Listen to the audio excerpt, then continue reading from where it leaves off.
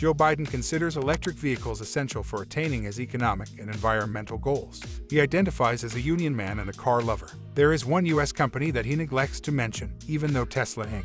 is the most valuable automaker globally and the name most closely associated with electric automobiles globally. Why do Tesla and Biden disagree with one another? How did it start? Keep monitoring in case you discover the inspiration for the song. Welcome back to another exciting video from Informed Now. Today's video is about Joe Biden will shut down Tesla. Before we start the video, please like, subscribe, and press the bell icon. Elon Musk, the CEO of Tesla, is the most valuable manufacturer in the world.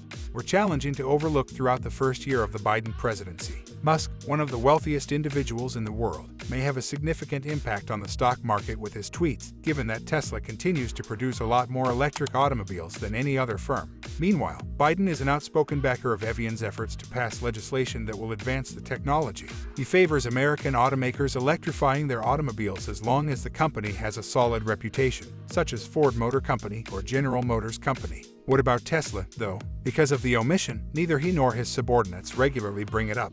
Biden and some of the most dynamic heavy drivers are at a strange standstill due to a subtle movement being led by Musk to urge Biden into recognizing Tesla.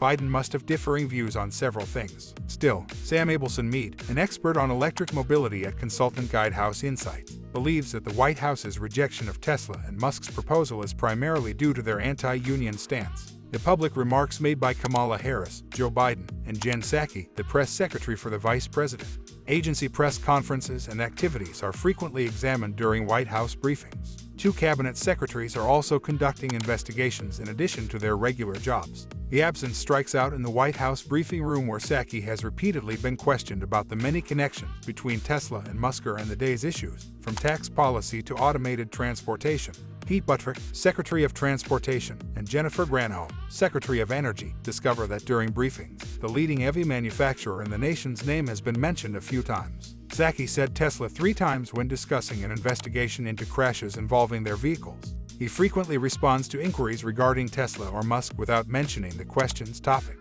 Instead, representatives from the Biden administration have openly praised Ford and GM's electrification programs. In May 2021, you mentioned to Zach they were anxious to visit the Ford Motor Company and the 150 Congolese francs. It was made possible by technological innovation and lightning. The attention Biden lavishes on traditional American automakers and their fledgling efforts to produce EVs contrast with Tesla's zip lip.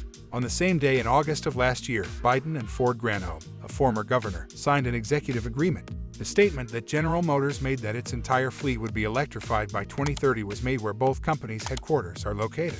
The leaders of General Motors, Ford, Stellantis, the North American Co-EV, the parent company of Jeep Dodge, and Chrysler all attended an auto summit he sponsored at the White House. Tesla was not one of the attendees. In May of last year, Biden visited the Ford electric vehicle manufacturing facility in Dearborn, Michigan.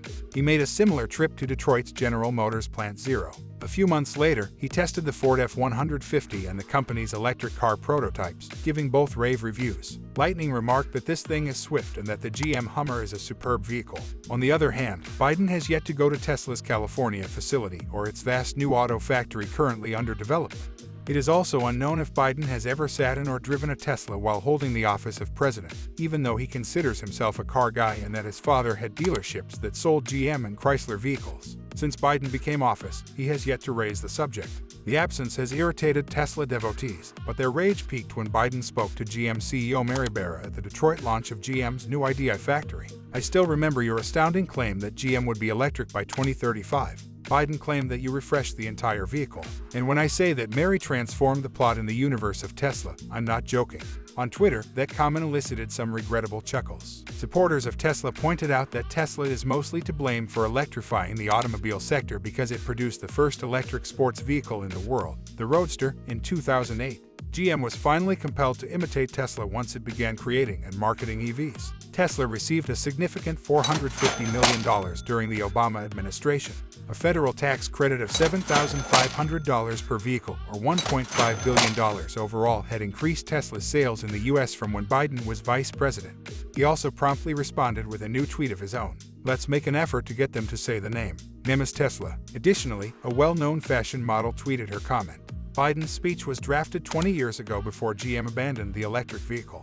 and mistakenly, the author uploaded the wrong file to the car industry. The Senate evaluated the Better Act bill, which includes a clause to provide EVs made in the union with a $4,500 subsidy. This recommendation is part of the president's labor policy because a union does not represent Tesla's employees. Elon Musk has vehemently criticized the inducement since its clients would not be qualified for this tax credit. In the New York Times and other news, advertisements for Republican governors, Canadian politicians, and Toyota Motor Corporation appeared. The National Labor Relations Board has condemned it, blaming Musk and Tesla for encouraging employees to oppose joining unions. According to Musk, Biden is a tool of the United Auto Workers, who agreed on Twitter. In response to inquiries about why Tesla was not granted admission to the president's car summit, the union that represents Ford and GM employees, you can draw your conclusions. But Saki, Biden's press secretary, made one of the most flagrant misstatements regarding Tesla during his office. However, she claims that they are the top 3 United Auto employers. Additionally, the labor movement frequently mentions Tesla as a target of Biden's policies. The absence of any mention of Tesla by Biden, according to Jason Walsh, executive director of the Blue-Green Alliance, doesn't surprise him. Walsh went on to describe Biden as a president who represents the interests of the working class. Still, she gave him more attention. She is creating and upholding safe workplaces with fair pay and worker input, unlike Tesla. According to observers, the president may have numerous reasons to disapprove of Tesla and its well-known products. To increase taxes on billionaires, CEO Biden is putting pressure on Congress. Musk accuses the government of wasting tax money on the COVID-19 safety measures, a pillar of Biden's presidency. The auto analysts told me that there are legal defenses for Biden postponing slapping Musk, who has called them fascist, and they made that point. Tesla guaranteed drivers of its autopilot, prompting the National Highway Traffic Safety Administration to launch an investigation.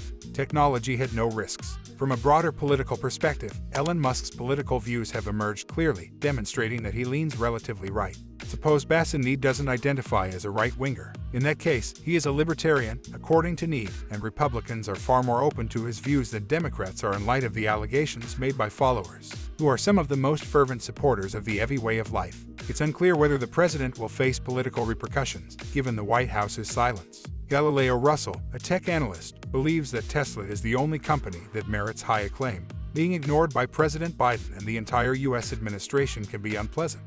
While assisting all other businesses, Tesla, when speaking to the well-established players in the Midwest auto industry, analysts claimed it would be beneficial to annoy some of Musk's supporters to win over new ones. It's not a big surprise that Biden, who calls himself a union supporter and an auto enthusiast, is stressing the big 3 since those are union jobs and, according to Susan Demos, that is where his support base is. Editor of the progressive news organization Michigan Advance. Because of this, you must emphasize their task so much. Tesla would be more difficult to ignore if it were more prevalent in the so-called Rust Belt. But given how much more commonly Fords and Chevrolets than Teslas are seen on those Midwestern routes, there is little benefit to keeping quiet.